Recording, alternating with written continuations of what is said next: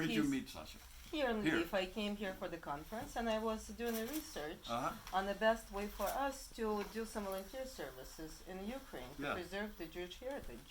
And it happened to be that a friend of mine kind of said, like, oh, I know what you're looking for. So I interviewed multiple people, and I actually ended up selecting Sasha because he was so passionate about what he was doing.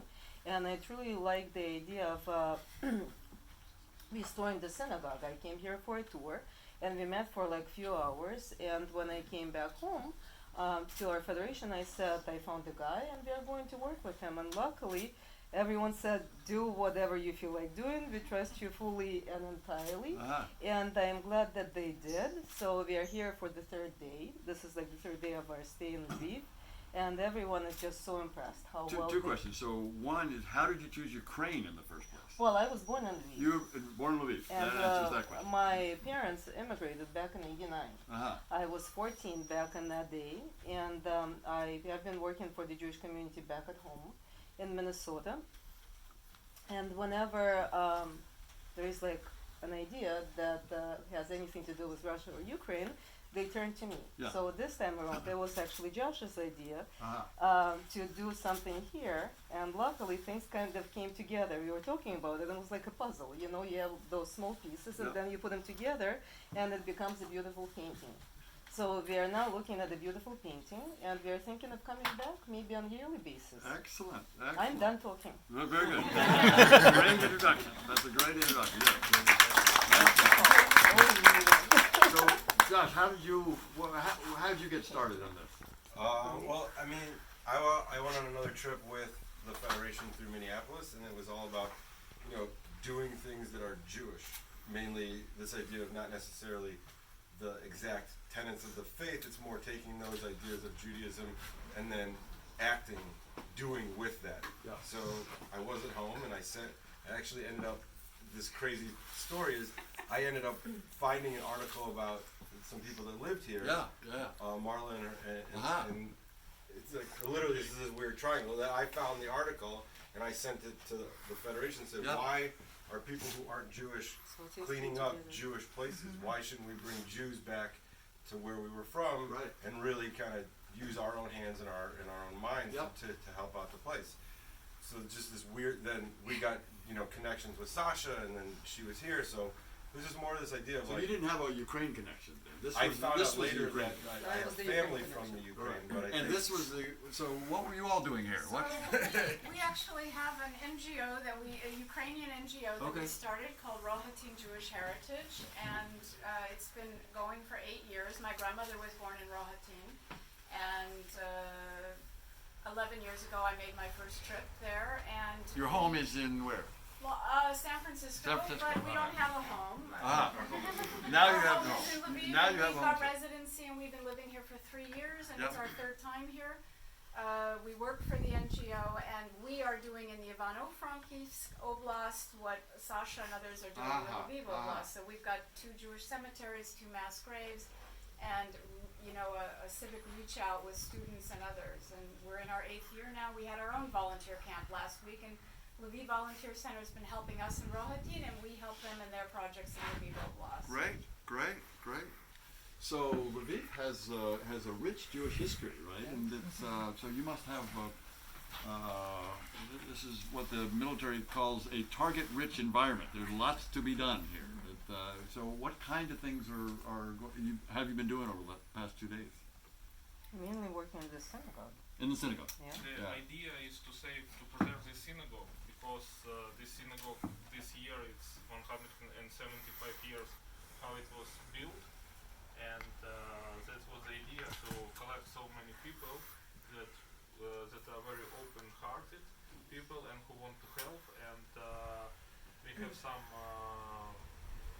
media resonance in the Facebook, and lots of people sharing and reposting and commenting, and now much more people know about this.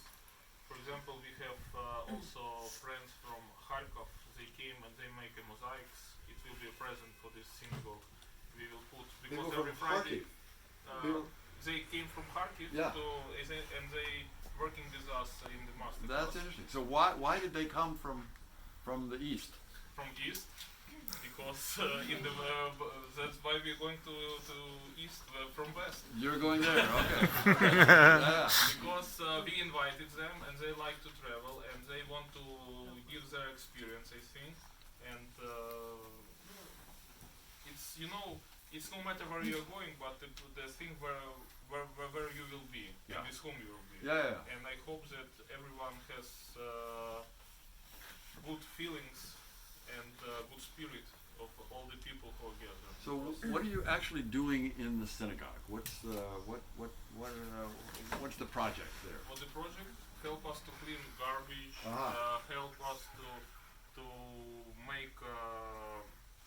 You see, if you go to the main hall, the parts of the construction from the ceiling fell down, and Masha's husband from Kharkov, he will make us.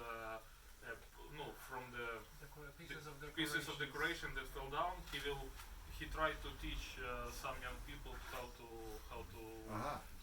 to make it, and step by step, I think it will be the result. And also, part of the team they cleaning the windows and. It's very hard for me to speak English. Sorry. It's okay. Yeah, so if I can. Please. Hi, my name is Arya. I am helping Sasha here. I'm from Israel myself. All right. Where in Israel are you? Israel all over the place. I mean, you can't be in one specific spot. You're all over the place. You're in the army in one place, you live in another, but right now from Rishon LeZion. So I spent a year in East Jerusalem. I was living in East Jerusalem for a year. Loved the time in Israel. They say that East Jerusalem is the spot. It's very interesting place. Very undiscovered. Yeah. Isn't that right? That's what they say now? That's what they say. Okay. Believe it or not. Okay. Under the radar too was into Israel. Yeah.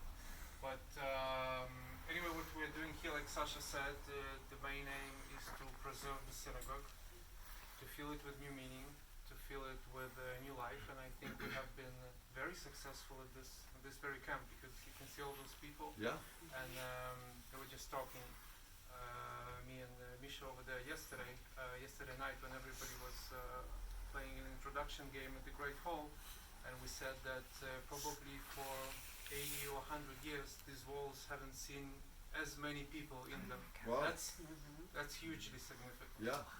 So at least that we have succeeded in, and the rest is construction.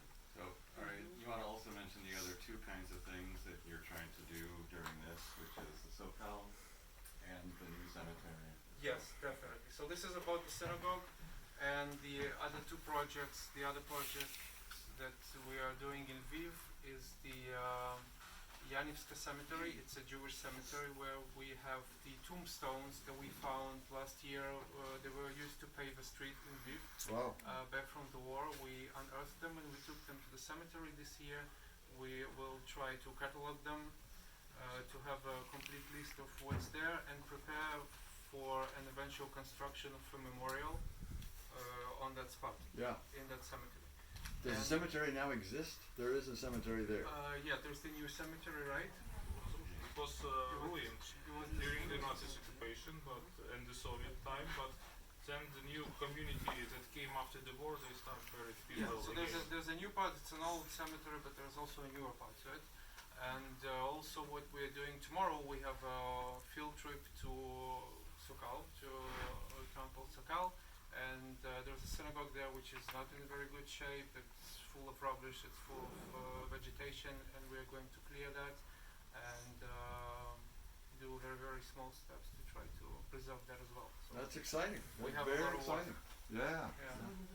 And for Sokal it will be a very big event because they will see so many people, foreigners.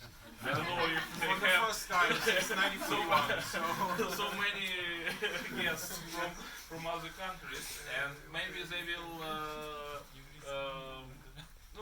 part of them will join us tomorrow. Some volunteers from who is try to do something in the synagogue. It's only several of Locals. them, but they will help us, and we'll see. Like I say, we just came from a group of Peace Corps volunteers. One of them is living there, and we ought to try to get in touch and let them know that this event is going to happen tomorrow. Good idea. Yeah. And also what I want to add to Ari's talk, that there are a lot of small towns around, because Lviv city it was a very big city at the pre-war period, but there are a lot of small towns where it is lots of Jewish heritage, as cemeteries, as synagogues, and unfortunately there is no sources, there is no no resources, opportunity how to preserve it, and people sometimes they don't know, they want but they don't know, and maybe our small steps will show to the people that it's necessary to do something by themselves, and what Marla and Jay they do in the Rohatin, they try to show to the people what is necessary to do, and also in Sakal, first time we were in the Stary Samber, last time we were in Drhobych, and all the time we try to show the people that it's necessary to do something, because for a long period during the Soviet time the people forgot that they have to do. They only expect that someone will come and someone will do,